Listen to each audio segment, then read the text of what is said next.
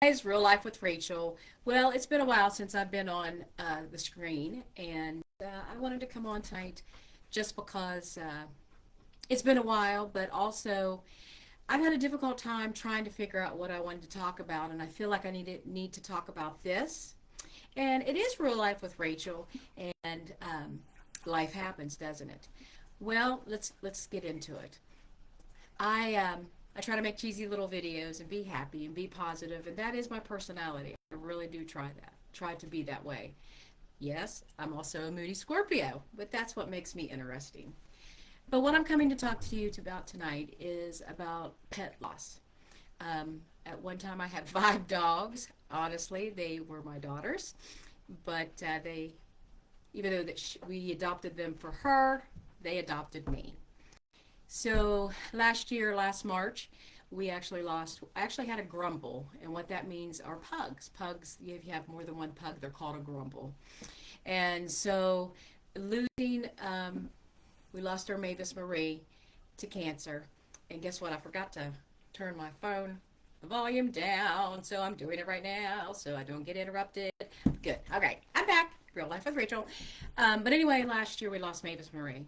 Um, she was a puggle, half beagle, half pug, and she did look like more like a beagle than anything. She was sassy, she was mouthy, she would have been a very good rabbit dog, and she was our only boy. I mean, sorry, our only girl, duh. And she was a beautiful, beautiful puggle, but unfortunately she got cancer. And so, yeah, if I get emotional during this Real Life with Rachel, I'll try to do it with a smile because I don't like to get emotional. I like to be positive and upbeat. But we lost her to cancer, and I've had 3 pug mixes: Duncan, Mavis, and Max, and they were in that order, their age, and she was almost 13, and so after she passed, we found out that Max, who was the youngest of the grumble, he had he got diagnosed with cancer. He was an awesome little guy. We got him from some people off Facebook that were actually getting free animals and selling them. So I did not want another dog at the time we got him, but as soon as I saw him, I was like, "Yep, we're taking that dog." And I told them, "I'm not paying you as much as you want, but I'm taking this dog." So he was a wonderful dog. It was my daughter's heart, even though she loved all of her dogs. That was her ride and die guy, and she unfortunately he we lost him to cancer a few weeks ago, and Duncan, the oldest pug, he actually was very sassy. He's a Scorpio, so if you know a Scorpio, you know they're pretty sassy and moody and some really interesting people like me. Um, he started barking after Mavis died, and he started doing some funny little things. But age, and he's always done some funny little things throughout his life. So we were so hyper focused on Max, we didn't pay quite a close enough attention. But before Max passed, we found out that Duncan had cancer as well, and he had cancer once and it came back, and he also had Doggie Dementia. And so we put Max to sleep. It was time, and then it really got bad with Duncan. Um, it got to the point where he didn't know where he was at. He wanted to be with me. If I had a pouch, he wanted to be right there. If I would go down the hallway, he would stare and stare and stare. It's like he had crazy eyes, and pugs have crazy eyes anyway. But it got to the point he wanted to be with me 24/7, but he didn't know who I was. And that was heartbreaking to me because little Duncan Dew saved me, because we had him for a month, and my Sparky, who lived to be 19, passed. And Duncan did not replace Sparky by any means, but he helped fill the hole in my heart. And I had Duncan for 15 years. And the funny part about that is that has been the longest male relationship I've had my whole life. Yeah, Yeah. But anyway, we'll leave that there. But he wanted to go outside, come back in, get a treat, repeat. Go outside, come in, get a treat, repeat. Um, his personality became very erratic, and it definitely was not my dog. Um, Towards the very end, he got very, very violent, and he got very violent with the other dogs, which he always loved before.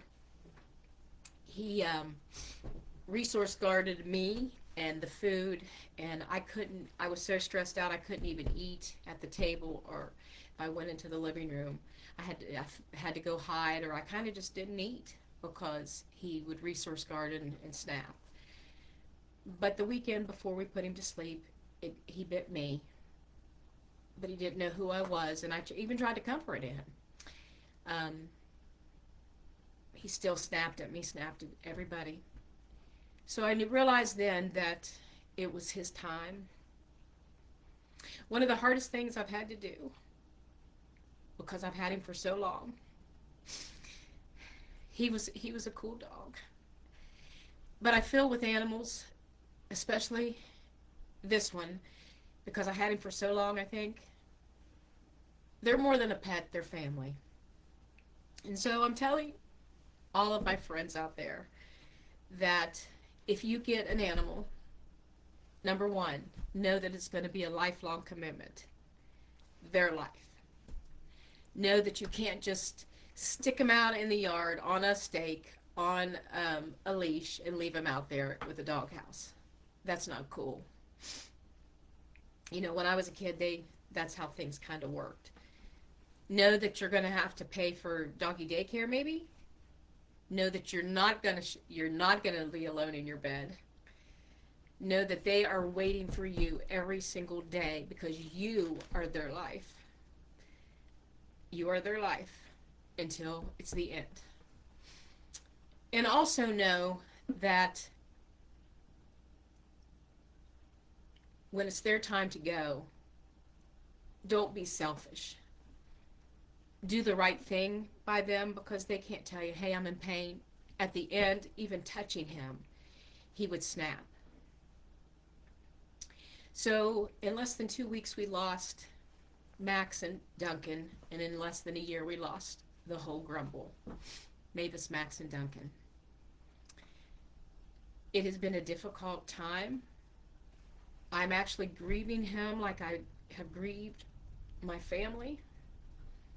And being an empath who draws in everybody's emotions, my other two dogs are grieving him as well. Maybe not so much Mr. Pooty, but definitely Alistair, I think he's an empath dog, but losing Max and Duncan,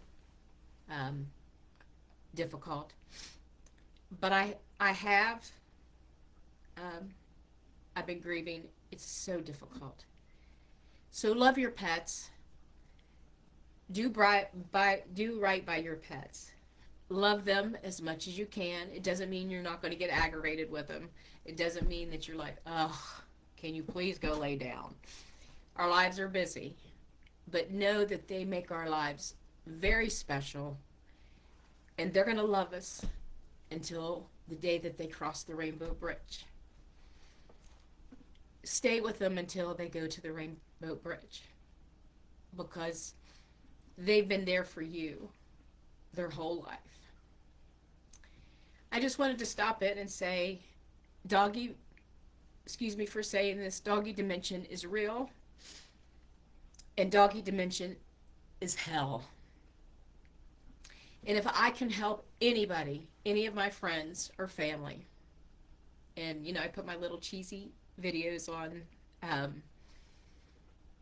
YouTube, send me a message because it is really a difficult thing to go through. I do want to say thank you to my friends and my family who have supported me, supported Era for our losses, and we thank you so much. I'm a little different now, but I'll get back to myself. So Anyway, now that I have everybody crying and needing a tissue, I just want to say thank you so much for everything. Um, yeah, this has been Real Life with Rachel. Guys, take care and have an awesome and amazing day. Thank you.